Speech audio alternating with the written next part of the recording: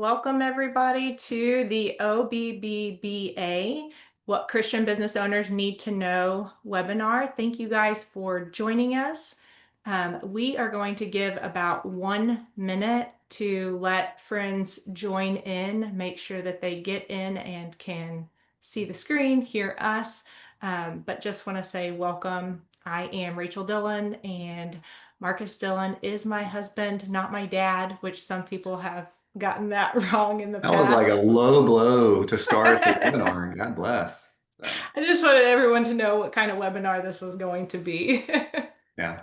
Hopefully it is fun. There will be jabs back and forth between a married couple that works together and is together a lot of time during the day. But yeah, it'll be hopefully informative as well. The new tax law was just passed, and we're getting a lot of questions about these. So hopefully we leave you better off today than we found you.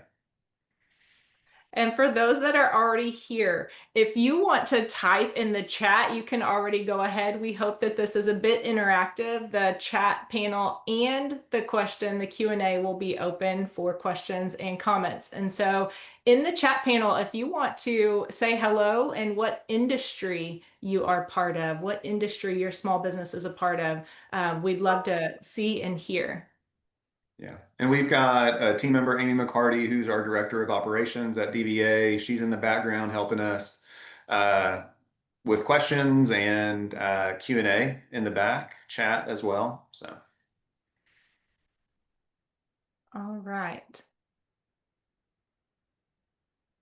Well, we are just going to get started and we will catch up, friends,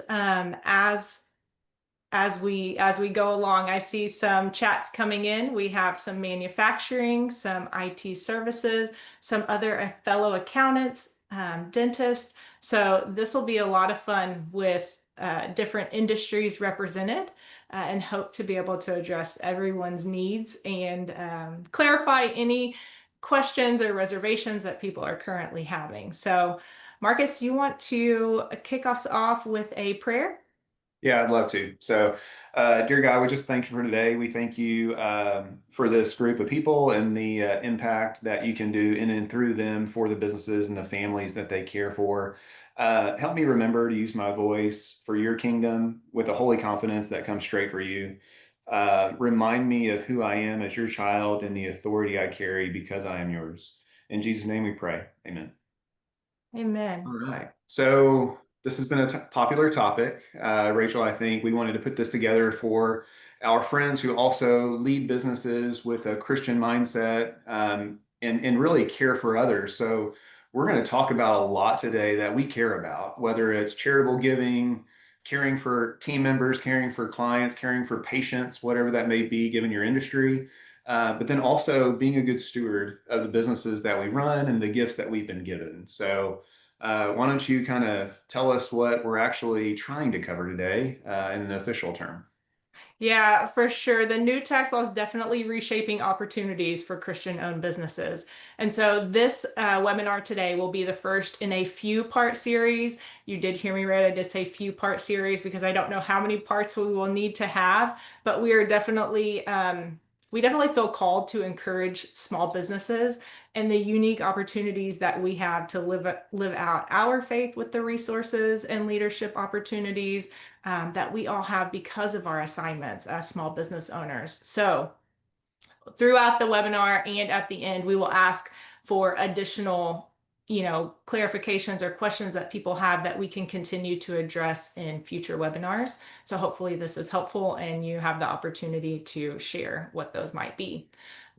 So definitely hoping to help continue helping business owners to make confident business decisions that promote wise stewardship, sustainable growth, and intentional generosity. And I love that word confidence.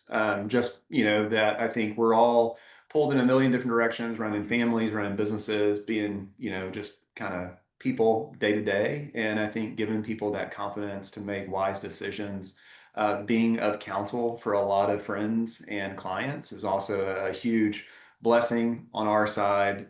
So all that to say, this is what we're hoping to cover today. There are a lot of parts in the new tax law. There are a lot of parts of the tax law in general that we're just not going to get to today because we just run out of time. Y'all could join us all day, every day, and we probably wouldn't hit on everything. But why don't you go through, the highlights here if you would like, and we can get started. Yeah, absolutely. So, agenda for today, we will share a little bit about who we are just in case there are new friends who don't know about Dillon Business Advisors. And then we will go through permanency with the new tax law, entity structure, deductions and depreciation, employee benefit programs, charitable giving. And then last, hopefully, we can clarify some common misconceptions that we have heard about and then ask for you guys to share any that maybe we miss. Yeah, no, it's a great start. Well, this is one of our pride and joy, right? I think building DBA, for those of y'all that have built and grown and cared for businesses, I mean, I think this is just like a child in some aspects, but I think it's great to see some of the faces of the team members that serve our clients and are part of the reason why we do what we do. So DBA was started in 2011. I was 28 years old at the time, and if you do the math, if you do really bad math, hopefully you still think I'm in my 30s, but I'm actually not. So started in 2011 through acquisition, acquired a small book of clients in Katy, Texas. Uh, Big Four background for me personally, just wanted to have a different type of life than I was seeing in some of the Big Four in public accounting. So that's why we did start the business in 2011. Quickly pulled family members into it, including my dad, who made copies during tax season in the early days. And then eventually we won the big fish and brought Rachel into the team about 2 to 3 years later. So we've been working together for a while now, leading this team. And we have a team of 18 folks on the CPA firm side. We do work remotely across a lot of different states, from California to Texas to Colorado, Missouri, Michigan. So I think we're pretty well dispersed, but we do have physical offices there for client convenience in Katy, Texas, and St. Louis, Missouri. Rachel, I'll let you explain what we actually do, since you actually have that conversation a lot with prospects. Yeah, so what we do, we help small business owners with their accounting and tax. And the reason that we do it in the way that we do it is because we have seen so many small businesses that have issues with having a different payroll company, a different bookkeeper, a different CPA, and nobody wants to take responsibility when there's a problem. Everybody points fingers in a different direction of who can help them. So we offer monthly accounting and bookkeeping along with quarterly advisory meetings from our client CFOs, semi-annual tax projections, as well as annual tax compliance, which just means preparation and filing of tax returns. And so that is all bundled up into and provided by a team of three within that picture. Those fine people there that you see, along with a few others who haven't had their picture made with us yet, but definitely serve our clients holistically, we'll say, from accounting and finance perspective, with a team of three approach so that you get great service and always responsive communication. Yeah. And we also are very fortunate to serve CPA firms. So we work closely and consult with other CPA firms. Some of those are on the call today. And it's really just sharing everything that we're learning within DBA, successful experiments, failures, hopefully to get ROI on failures. That's the only way we can do it, is share it with other people so they don't make the same mistake. So we actually do that through another organization collected by DBA. So if you see anything on that side, that's just us helping our fellow industry peers in that, and we find that a joy and a privilege to be able to do that. So, but yeah, I would say this is the team. Like we have individually and as a team won some pretty cool awards just here recently. We were named by one of the, I guess, national organizations as one of the top modern firms. I think we were in the top 5 or top 10 of that. So that's crazy. And then also we were just recently named in Accounting Today's best firms to work for, which is really, as an employer, that's what you really, that's by far better than any individual accolade that I've ever received, that we're actually getting recognition by our team, how they're treated, and actually seen as a great place to work in the industry of accounting. Yeah, so we are really passionate about having lasting impact on not only our clients, but also team members and our accounting industry, and really helping to leave people better off than we find them. And so our values spell out, we use the acronym IMPACT because that is what is most important to not only Marcus and I, but each one of our team members. And so integrity, meaningful work, people first, appreciation, collaboration, and transparency is really what we each believe in at Dillon Business Advisors, and hope to kind of multiply that impact through the small business clients that we serve out to their teams and their clients and patients and customers that they work with too. And I'm really glad you got every one of those IMPACT right, because if we aren't getting it right, then we can't expect team members or even clients to understand that. So. Yeah, absolutely. So let's go through just a high level of why this matters. Why does the new tax law even matter? Why are we all spending perhaps our lunch hour listening to a new tax law update? Yeah, so OBBA, one big beautiful bill act, right? We're going to just refer to it as OBBA. You may refer to it whatever you want to, but we're just going to stick with that. That was a part of the most recent kind of campaign, and then even into President Trump's kind of first few months in office to get something passed. Ultimately, all of the government worked to get that passed and signed into law in on July 4th. This is one of the bigger tax bills, I would say, to pass in recent histories. Some may say decades. I was visiting with a friend of mine, Andrew, who's actually on this call, and he was like, "I know it passed, but I didn't even know there were any tax implications involved." Like, and I'm like, "Whoa, whoa, whoa! Don't say that to any CPA or accountant because this is actually really, really big for our industry and small businesses." So, with that, there's a lot of what we'll hit on misconceptions, but there are also some things that are really cool that we want to highlight today that people just should know about. So, small business owners are where our heart lies, and we want to make sure that they have clarity, guidance, just some different things to give them confidence in the new tax law.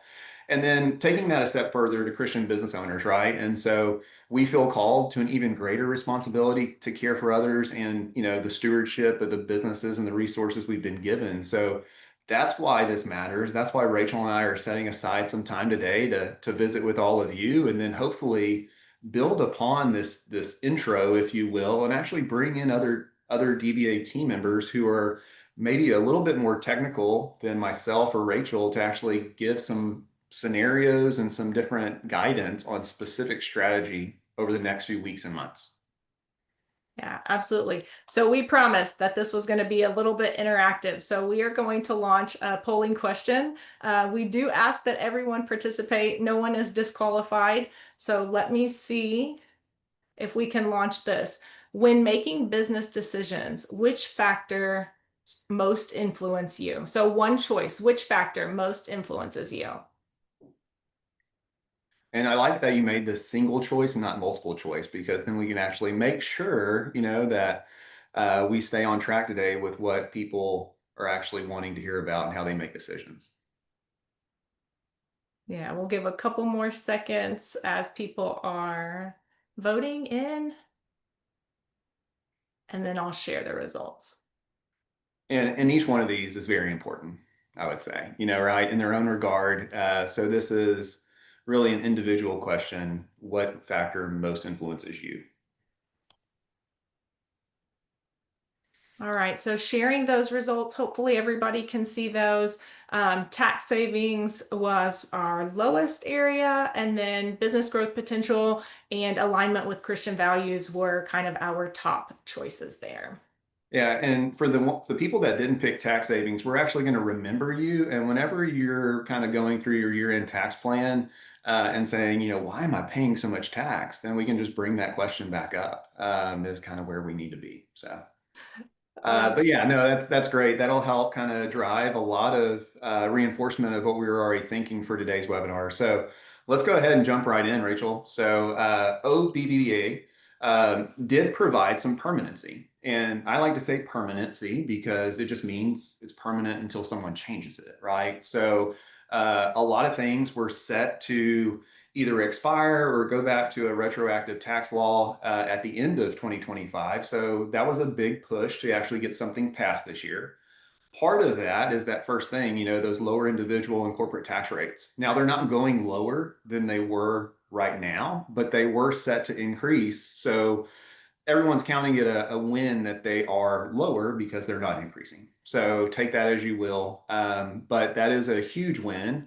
And whenever we think about permanency, I really want you to kind of use the word stability as well, because stability actually allows for really good planning from year to year. So when you think about permanency, and even if permanent only means 4 years until another administration comes in and changes it or gets something else passed, then we know how we can plan really well for the next 4 years. So I think those are the main things that we want to think about. It all doesn't have to be forced into 1 year. And so for some of our clients or some of our friends that are on the call, there may have been conversations in years past where it was like, hey, we know this is ending, so we need to take advantage of this year. And those don't necessarily have to happen this year. So I think that's some of the goodness that we have. Now, there are some things that are changing. And so I would say our favorite response to a lot of questions is it depends. And there are things that are changing in 2025 going into 2026 that we will hit on today, especially as it relates to deductions and charitable giving. So, but Section 199A, that's a pass-through deduction. So that was made permanent. That's also called QBI for some of y'all that love acronyms and like pay attention whenever your maybe tax controller sends you out commentary on your tax return. So QBI deduction is a benefit that a lot of folks get as a pass-through deduction on their business tax, K1, all that fun stuff. And then the other permanent big thing is some of the deductions around depreciation, Section 179, all that fun stuff, because we know that people love to buy shiny new things when it makes sense. And we'll talk about that as well. But that was also made permanent. So really good roadmap, I would say, for the next few years, just because you don't have to do it all in 1 year. And I would say kind of if we progress the slide, Rachel, we actually have a good reason why we don't have to do it all in 1 year, right? Is this is all about sound financial planning. And for those of y'all that answered that first poll question, it was like growth matters, sound financial planning. And if you've met with us or anyone on the team, we don't like to let the tax tail wag the dog. So we're always taking an approach of, hey, what is going to add net worth to the family? What is the sound financial decision? So we couldn't leave that first one out at all. And then align strategies. What are we trying to accomplish overall in the business or in the family? And how do those all work together to actually make 1 + 1 = 2 versus doing something only for, let's say, tax savings? And then that third one, our acronym impact is what we're always trying to look at. Increase your impact, just looking at how what you've been given, what you're stewarding can go further because you're actually being a good manager of those assets and stewarding those assets well, whether it's people, your business, your finances. So, Rachel, on that kind of topic, was there anything else that I left out that, in our preparation for this that we really touched on? Because I want to make sure that we don't leave something out. Yeah, I think we got it, and that's kind of our overview, and then we'll dive deeper as we continue through the presentation. All right. So, Well, everybody's kind of warmed up and ready for their next polling question. So this will dive right into the next section, which is entity structure. And this one we actually did make multiple choice because, a lot of families that we serve have multiple entities, have multiple businesses, real estate, all that fun stuff. So this is maybe a trick question for some. How many different entities do you have? Do you have to go back to your tax return or your annual filings to see? But just seeing how many different entities you are, how those are structured, all that good stuff. Yeah, absolutely. I do have the privilege of talking with a lot of prospective clients. And so it is rare when we have a small business owner come to us and they have only one entity. So sometimes it is just entities of main business and maybe the real estate, but frequently there are multiple entities and sometimes in very different industries. So always interesting and always a question that we ask of are there any other businesses or income streams? Because sometimes we find out by accident later that there were more. I will end that poll and share the results. All Yeah, right. We got have a pretty quite good a mix few S there. corps and um, sole proprietor or single member LLCs. So thank you all Yeah. for joining us. No matter what entity structure you have, we may get some additional advice on what's best now under the new tax law. Yeah. And, as business owners and investors ourselves, we have a variety of different entities from single member LLCs to S Corps to partnerships, all that fun stuff. So, yeah, I would say right there with you ourselves. So, as far as entity structure, though, this tax law does provide an opportunity just to review how you are structured. And so, S corporations, partnerships, even single member LLCs, for the most part, we could kind of lump into a pass through entity.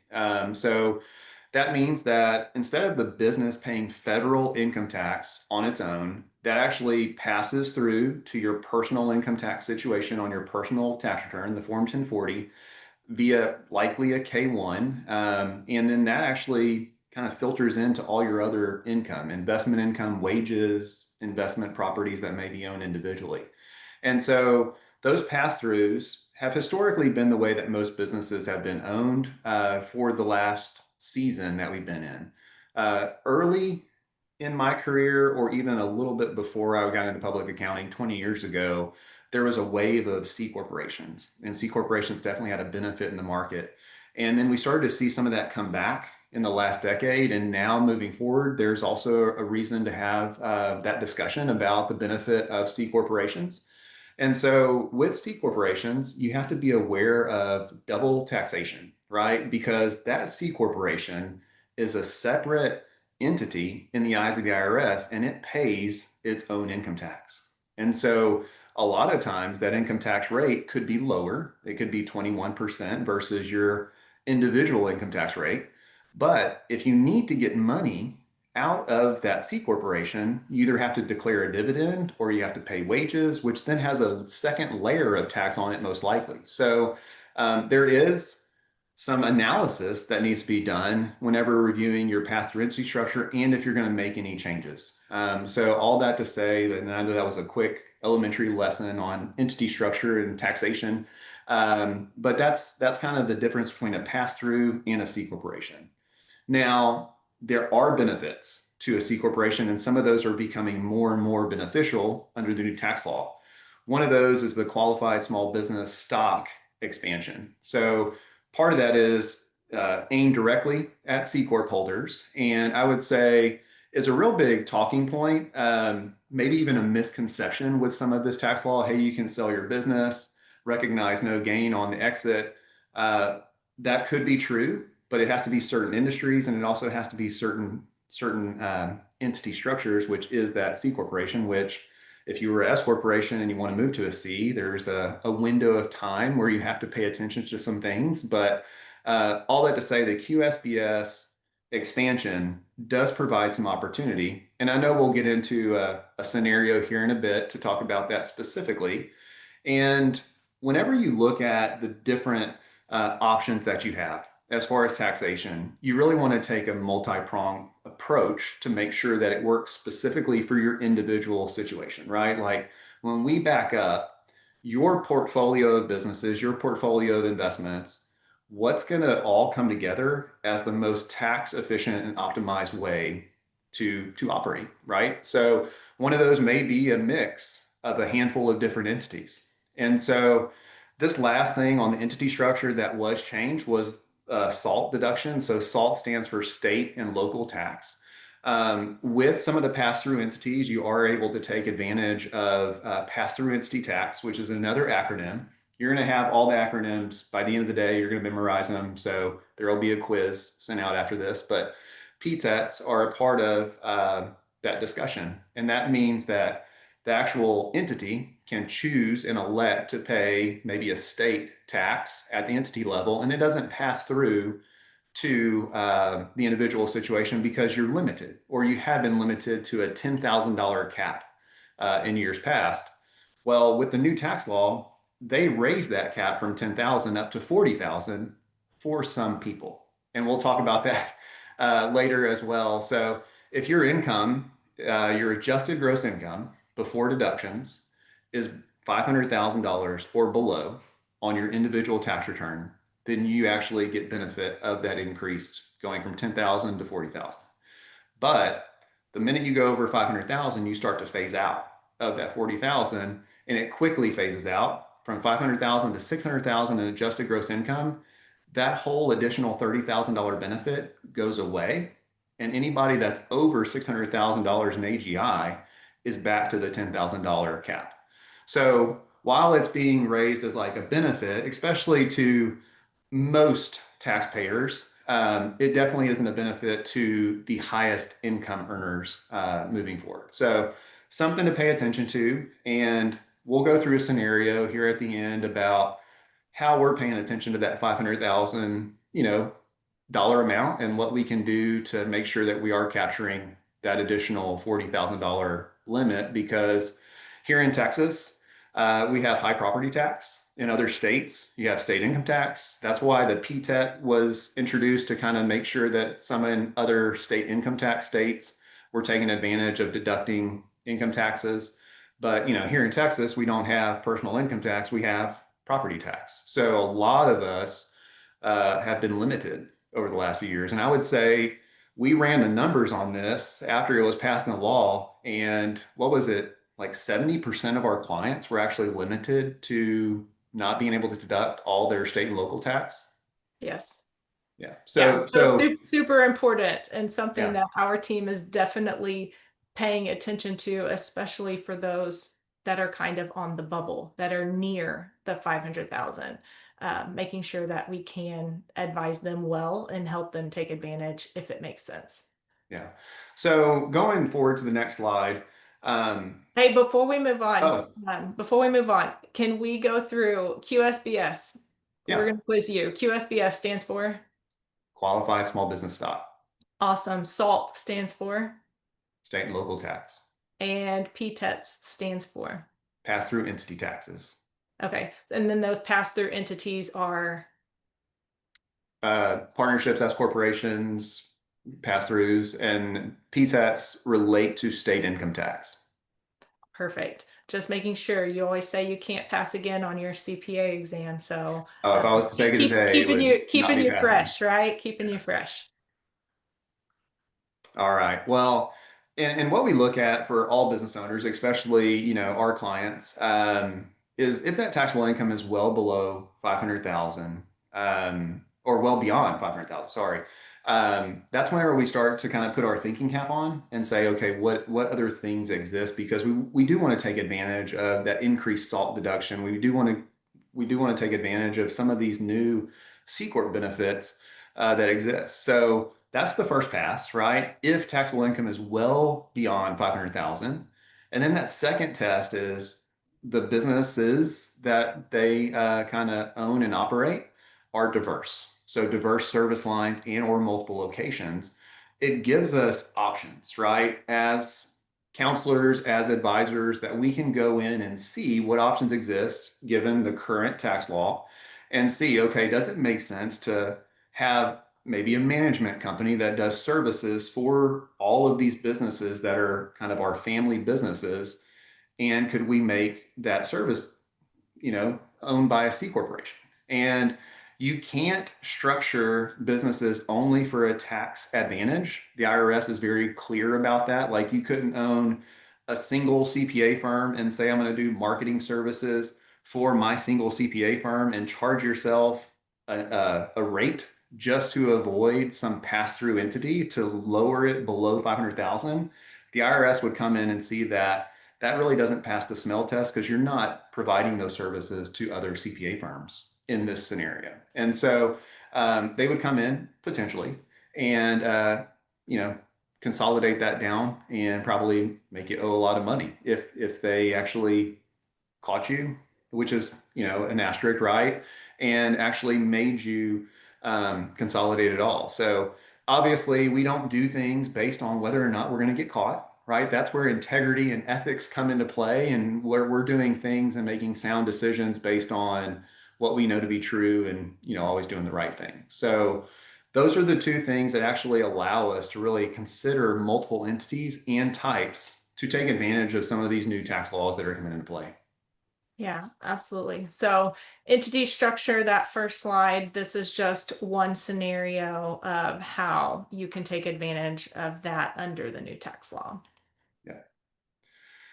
All right. So QSBS, which you quizzed me for, do you remember what QSBS stands for? Yes, because Amy typed it in the chat for all of us who may Okay. not remember. So, qualified small business stock. Thank you to Amy in the background for putting that there for us to see. Yeah. So qualified small business stock is a real thing. So I think where that has expanded, if you think you qualify for that, there is something to kind of dig into further. Obviously, here's what we look at when we think through qualified small business stock options. If you are building a business to sell it, really in 5 years, it really benefits you to kind of consider this. Um, the trends that we've seen in our business, even over the last 20 years since I've been in public accounting, are no different than the trends that you're seeing in your workforce. Whereas we used to see team members stay at an employer for the life of their career, right? And now we're in a season where it's just common for people to find new employers, find new chapters.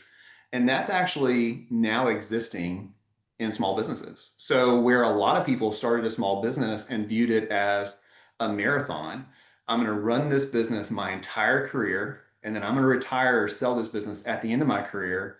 That's really no longer the norm. You have a lot of new business owners. Their intention is to buy or build a business and then exit that business within a certain amount of time. And if it's 5 years, then you could look at QSBS options. And the kicker of it, it's got to be in qualified industries, which accounting is not one of those industries, unfortunately for us. Legal, most service-based businesses do not qualify for this because there's definition in the IRS code where if the primary service with your business is the intellectual capital that comes along with employees, then you don't qualify. So they've expanded that to physicians, law, accounting, consulting, all the fun stuff where you provide services, then unfortunately, we don't get the benefit of QSBS. But if you did, the gain on the sale could be tax free under new QSBS for a C Corp, the new laws. There's always some asterisks. So on this one too, you have to do a common stock sale. You can't do a fixed asset sale. So the buyer of your business has to be willing to do a common stock sale of your C corporation stock that you've potentially held for about 5 years, right? So or longer. So I think there's a lot of moving pieces to QSBS. The numbers are there. It could save you millions in dollars in tax, but it also has to apply to your situation. So whenever you're on TikTok or Instagram getting your information on tax planning, just be careful whenever QSBS comes across your screen because you first have to see if you qualify. All right, a great question from Rod. How long does a business need to be a C before a sale for the So new QSBS to qualify in the yeah, industry? so Yeah. the great thing there is with the new tax law, it actually has a phased in approach that begins at 3 years. So you don't get the full benefit in 3 years, but after five, you do. So, and that's completely new. It used to be five or none was the required holding period for that stock. Right. Engineering services also do not qualify. So consulting, engineering, health, financial services, banking, insurance, farming, hotels, motels, restaurants are some of the ones that do not qualify. What are a couple that do qualify? HVAC, I think that's a big one. You see, if so, backing up, tax law is influence on the greater population, what the government wants you to do, right? And so that's why things are passed. You may be seeing some of these aggregators bundle HVAC companies, right? Some of these blue collar, different, they really are services, but they do qualify. So HVAC is one. Um, the hard thing there is it's got to be structured the right way. The exit's got to be the right way to qualify. But there's potential, and you see some of these private equity companies that are going to market to roll up some of these companies and then exit in about 5 years. They're doing it for the tax benefits. Yeah. Manufacturing. Manufacturing does qualify. All Yep. right. All right. Moving on to the next section. Everybody loves to write stuff off, right? So we could have all the memes about what a write-off is. I'll let you do that in your spare time. After this, we've got plenty more to cover, but deductions and depreciation. Everybody loves the shiny new stuff, the equipment, the stuff that's been promised to you that will make you more money in your practice or your business, and that's why you need to buy it. So I think, with this, we always give advice and counsel on is that purchase, is it needed? If it is needed, then definitely take the tax benefit. Don't go buy a new truck every year just be for the tax benefit, because I'd rather you keep 63 cents on the dollar for a couple of years, get a new truck every 3 years versus, you know, have the benefits of depreciation. So, but full expensing is back. That was going to phase out. It was already phasing down. So that's back to 100% for bonus depreciation. There's also some new limits, some new rules in there. Section 179 is also solid and back for the most part. So you have options between whether it's bonus depreciation or Section 179. And then we're actually going to get into a case study or kind of go a little bit deeper on real estate and cost segregation, because a lot of our clients, they are maybe a brick and mortar business, or they need a physical location to exist. And some of the smartest, most investment savvy clients of ours have always owned the office that they operate out of. And if they're going to pay rent to somebody, they'd rather pay rent to themselves, regardless of industry, as long as they need to have a physical presence for clients and team. So moving ahead, like let's get into depreciation and just options there. Or do you have Yeah. questions? No, not a question, but I did want to quote you. And hopefully it's a good quote. No, I'm just kidding. But you have said that planning and stewardship should drive the planning and not just the tax benefits or the tax implications. And so just want to make sure that we highlight that it's not always about the dollar saved, because when it comes to tax, it seems like the dollar saved is that also money has to be spent in order to save that dollar. So making You're sure that you're kind of spot on. values, yeah, that values are aligned as we're looking at what are those planning options, and that we're not always called to only go by how much money can I save. Yeah. Which it's usually fun to buy new things. So it's a battle that we're up against. So, but yeah, here's just the breakout of the differences between Section 179 and bonus. So Section 179 is always there. I would say the bigger difference between 179 and bonus is bonus can actually take your business into a loss position. So if you had a large purchase and did bonus depreciation on that purchase, you could actually go below zero and create a loss, which maybe could offset other income sources on your personal return.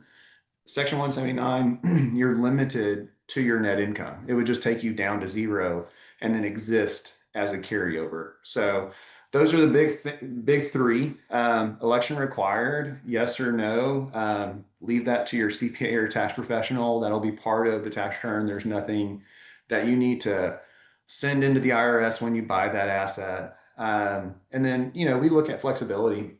So there is flexibility between both scenarios. You can pick and choose which one you want to apply to 179 versus bonus. I will say that now that bonus is back to 100%, that's usually what we default to versus Section 179, just because that election is not required and it's a little bit more streamlined on the return preparation. Yeah, absolutely. And just to mention, I did drop the slides for today so that you guys have all of this to take with you after. You don't have to memorize all of these things. I just dropped it in the chat again so that you can have the handouts or the exact slides that we're going through.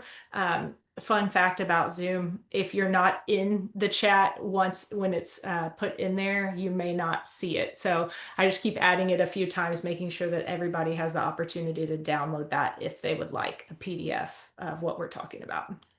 Yeah. So obviously, depreciation coming back is a huge benefit, and when we talked about the benefits of real estate and acquisition of real estate, more from your investment portfolio, number one, like does it make sense to own the real estate, or are we going to outgrow this space in a few years and going to need a bigger space? Like there are always questions that you should ask before just jumping into something as big a building purchase. I think those are the things that we looked at over the offices that we've owned over our career. We outgrew an office pretty quick in Katy and built another one that was very large. Now we don't even go to that office all that much, and it just kind of is there as an investment that is underutilized. And so whenever you look at cost segregation, which is really, it's a study that is done by a consultant, an external consultant. One of those is actually on the webinar today that we partner with. And so I would say cost segregation, whenever you acquire new buildings or new assets, is definitely a recommendation that we usually go with, because what it does is it allows you to take that building, let's say, and chop it up into different asset useful lives. And as the previous slide showed, those asset lives of 20 years or less are more beneficial when it comes to depreciation. So definitely, if you're in the market for a real estate acquisition or a leasehold build out, a lot of those costs can now be accelerated under the new law better than they could under the old law. Yeah. So let's take a look at what that actually means in an example. Yeah. So what we've got here is we've got a $5 million property. We have to allocate some to land. You cannot depreciate land. That's like a running joke with accountants. So land is there. It's always going to be there. But we've chopped the building up through a cost seg of different property, and we've allocated 1.25 of the cost to 20-year or less useful life assets. And the remaining building is 3 million. Under the scenario where you did no cost segregation study, that 4,250,000 is actually just taken over the useful life of the building, which, depending on if it's residential or commercial, could be 27 and a half years or 39 years. So much longer life, and you don't get the real benefit of that depreciation. But as you can see with the cost segregation study and the expanded tax law, if we shifted and did 1.25 towards certain assets, it could, and I say could, be a benefit of up to 1.25 million in the year of purchase. So some of the other things to look at are the income from the property. Is it passive versus active? Are you a real estate professional? All that fun stuff. You just can't go buy a building that has no connection to you whatsoever and just write it off and take a benefit of 1.25 million, unfortunately. But there is a useful case study if you are interested in real estate to do that. And so we have a lot of clients who own small businesses that own real estate, and they may depreciate it, take that benefit, may outgrow that space, keep it as a rental, do a 1031 exchange, keep rolling it forward. So there's all kind of strategies that you can do to really take advantage of that. But this slide really just shows the benefit potential that is there in a real world scenario. I think for me, and probably for a lot of people listening, it's a good reminder that knowing about it is great. and then knowing who is an expert in the strategy and also implementing the strategy with your help or helping you to implement the strategy is very important. Just because you hear a little bit of it, you have to know just a little bit more or have guidance from somebody who knows a little bit more to actually make it work to your Yeah. best benefit. And a cost segregation study is going to come with cost. It's going to cost thousands of dollars, so prepare yourself for that. But it is your audit support. If the IRS were to ever come in and ask you how you allocated that, it's going to be probably a 50 to 100-page document that actually outlines and has engineering involved and a site visit to that building to make sure that you've taken all the appropriate actions that are in line with IRS. So don't just skip over the cost segregation study because you think it's worth X. Yeah, that's good advice. All right, moving on to employee benefits programs. And again, this webinar really is to talk about how we steward and how we lead and generosity. And so making sure that we're taking care of the people that we are fortunate and privileged to have in our care. Yeah, and I would say, as Christian business owners, if it comes down to, hey, do we want to spend $100,000 on a new asset, or do we want to care for the team up to $100,000? If I don't need that new asset, I'm going to try to care for the team 9 times out of 10, right? And I think a lot of people agree with that thinking. So here are 3 things that were just really expanded with the new benefits program. So employer credits, really that relates to childcare credit. You can actually provide childcare or reimburse for childcare expenses for your employees and receive a credit.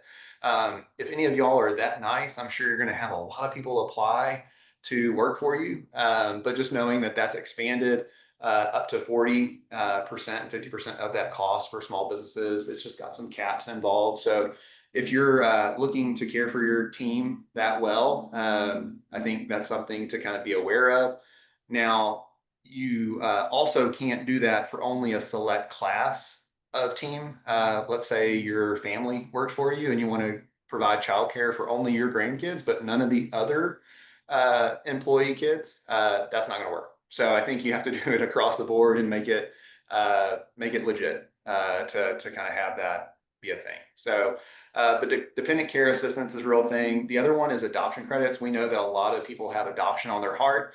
And as an employer, you can actually get a credit up to $5,000 for assisting your team with the adoption process. So really cool. And that actually has inflation adjustments to kind of continue to grow. So there's some additional individual adoption credits that exist, but there are also employer adoptions options that exist. So I think whenever we think stewardship and caring for the team and all the different benefit programs we can roll out, that's one that stands out as far as if it's on your heart. So whenever you look at employer provided child credits, like we put that there, I think it's just the 40 to 50% that we already said.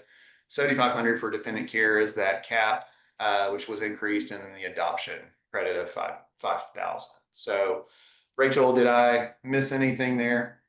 You got it. Let's do another polling question. Let you take a breath for a second. I know we are coming close to the end of our time, and so we'll make sure that we get through all of the good stuff for sure. Yeah, and we're So getting into next, the good stuff next, which is charitable giving. yeah. So how do you currently approach charitable giving is our next polling question to prep us for the next section. While people are answering those, Andrew asked a question. The $5,000 cap is per employee. I think per event, if you will, per successful adoption. And then Javier asked, could it apply to buildings that are built and not always purchased? The answer is yes. So it applies when the building is placed into service, which means whenever you get occupancy certificate, all that fun stuff, and are actually ready to move in that year. So, All right, one more second on answering that polling question. How do you currently approach charitable giving? All right, and I will end that poll and share the results. All right, so a lot of us give personally through the business and give through business income or a corporate foundation. Some donor advice funds and structured vehicles as well. So thank you guys for participating in that, and we will keep moving on to. Yeah, we've got a good bunch. I would say that they're charitably minded. So a few things that came out with the new tax law, above the line charitable deduction. If you do not itemize your deductions, your state and local tax are below the standard deduction. You don't really have mortgage interest or a significant amount of charity to put yourself above that standard deduction. But you still give charitably. You can actually take an additional deduction on top of the standard. That's up to $2,000 for married filing joint couples, 1,000 for single. That was made permanent. So that was permanent under the new tax law. The new floors for itemized deductions. So this is where it starts to shift. Like I thought the tax law was all roses and sunshine and great for everybody. Well, there's a new floor for itemized deductions, which means starting in 2026, your deductions are not worth as much as they used to be, potentially.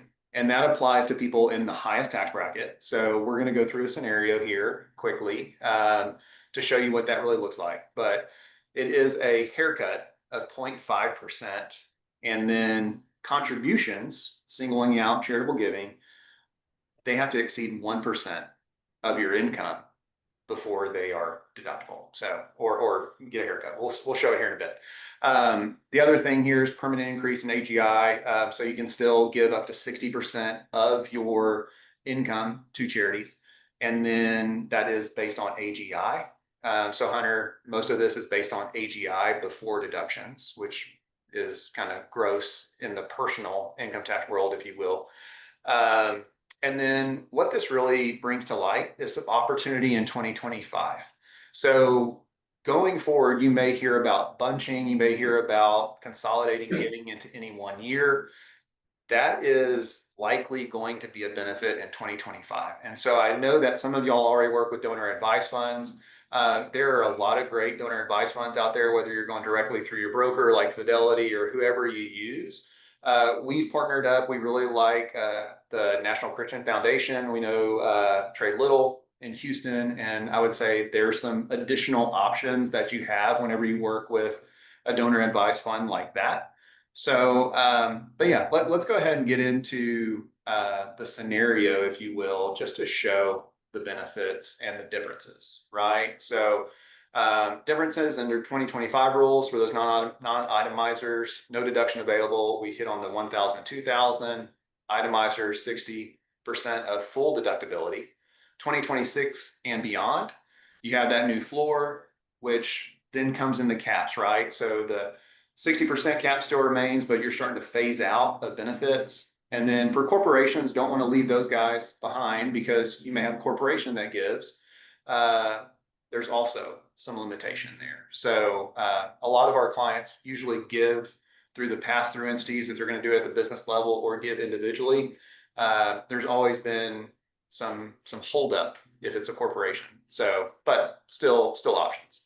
So looking ahead, we actually put together a scenario, the impact of a $100,000 gift on $1 million of AGI. So that's before deductions, $1 million of AGI.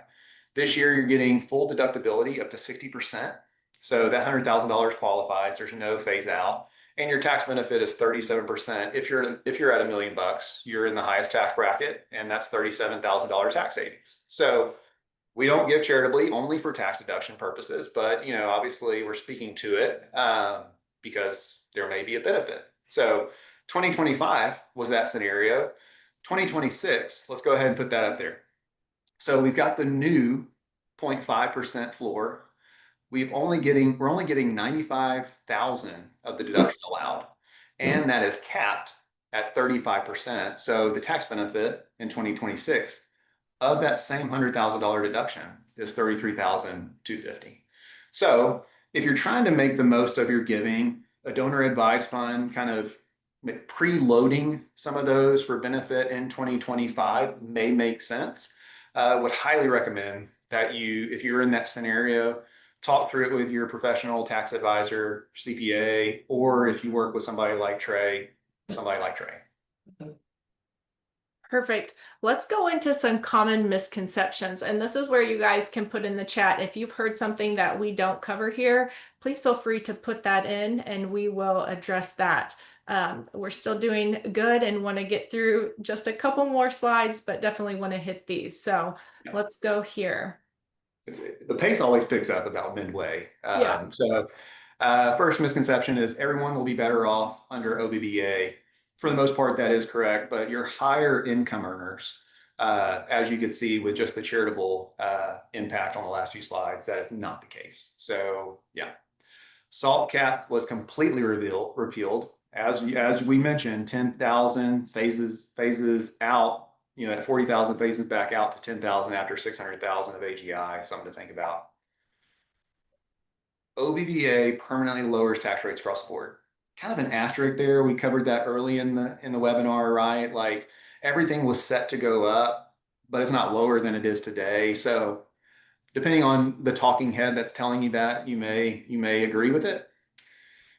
Depreciation rules allow 100% bonus forever. This is actually one of those that has been touted as made permanent, but it's actually not. I think there's like a year down the road, like 2035, which maybe that's permanent in your eyes, but it is going to likely reset. But you've got plenty of window to buy whatever you need now.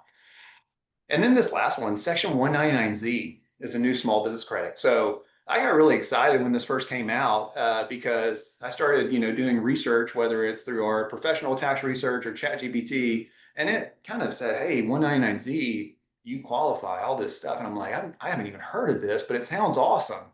Well, it turns out it wasn't even a thing. It was something that was created. I think the bots, the agents, chat scrapes the internet. Obviously, if it's scraping bad data, it presents it to you. So Section 199Z is not a real thing.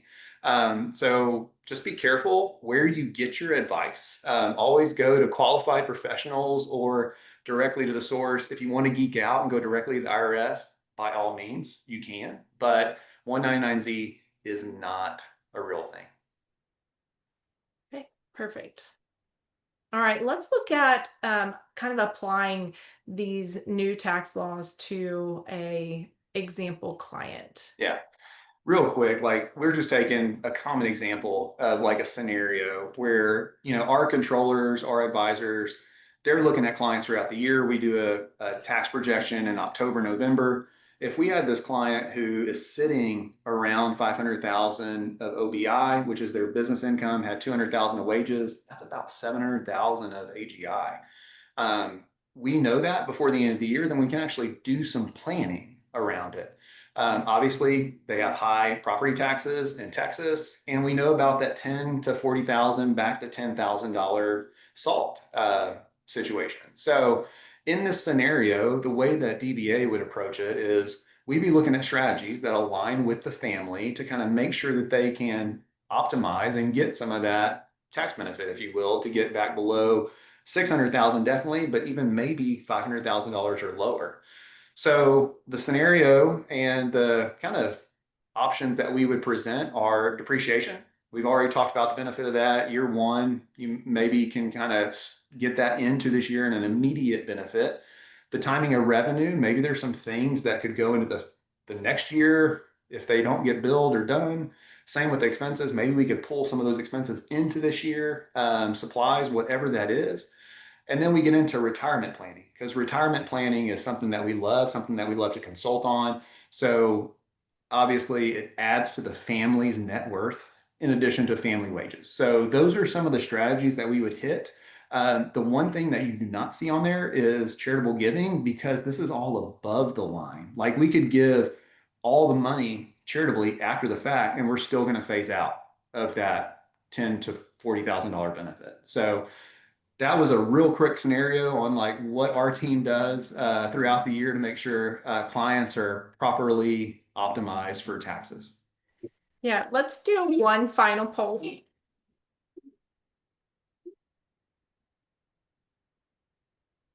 All right. Which two areas, so this is a choose only two, which two areas of the new tax law changes do you want more guidance on? So if you're having to choose, which two areas do you want more on so that we are willing to go deeper and present exactly what's needed? And the great thing is we have a team of people behind us that is way more qualified than even me to speak on some of this, right? So whether it's Leslie Reeves on our team or Aaron Nix, our director of tax and financial planning, there's a lot more brain power behind the scenes here. In addition to the rest of the DBA team, controllers, CSMs, everybody that adds value to clients on a daily basis. All right, so kind of across the board there, interest in kind of all of those areas. So definitely looks like we'll have opportunity to share just a few more times in webinars, and we're happy to do that. Yeah. All right. So wrapping up, Rachel, next steps. What do I need to do before I get off this call? Okay, first thing, and this is most important, schedule a call with your CPA or tax professional by October 31st. So just call in and get the appointment booked on the calendar. It's going to be super beneficial to you to do this planning before year end and even to do this planning before holidays. There are not too many accountants and CPAs who want to do that tax planning like on December 30th or December 29th. Most of them, like you, probably are wanting to take vacation and spend time with family. So get that on the books. What that also allows, if there are things that need to be purchased or accounts that need to be set up, it allows for getting those things put into service, as they say, so that it does actually qualify for the benefits within that tax year. The next thing is, The one thing I would say, Rachel, is yeah. like we encourage you, like your current service provider, your CPA or tax professional, that's who you should reach out to first. If you are not getting great service from your current CPA or tax professional, I'm just going to tell you this friend to friend, it's not going to get better. We've already prepared ourselves, all the industry accounting side and tax. This is going to be the worst tax season since like 1985 is what they're projecting, because the IRS has actually been slashed dramatically. So there's not anyone there to develop new forms or speak into guidance. So they're leaving it all up to CPAs in the professional software. So this is going to be a much slower tax season. So that's the other reason. Like if you're not getting great service now, you're probably not going to get great service in the future. Yeah. We did put a QR code there. That QR code just goes to a free business analysis and contact me. And so happy to schedule a call and meet with you if you don't have that person in your corner already. We are happy to be that person or at least guide you in the right direction. Next, review your year-to-date financial results. So that does include profit and loss, cash position, and your progress on your business and your personal 2025 goals. And so making sure that those align. And if there are any initiatives that you really need to push between now and the end of the year to accomplish those goals that you set out, hopefully at the beginning of the year. And then finally, sign up for our next webinar for Christian business owners. We will email. So because you are here, you will automatically get an update and notification about the next webinar that is available. All right. Well, thanks, Rachel, for helping me lead today. Thank all of you for being here. If you know of anybody that will receive value in this, please forward this on. We are happy to do these just to leave people better off than we found them. And like Rachel said, if you do have any questions about your specific situation, ask friends. We would just love to answer any questions you've got and make sure that you feel fully equipped. All right. Thank you, everyone. This is recorded. The recording will be available in a few days. We will send that out. And again, like Marcus said, if you'd like to forward that on, we'd be happy to share. All right, guys. Have a great Monday.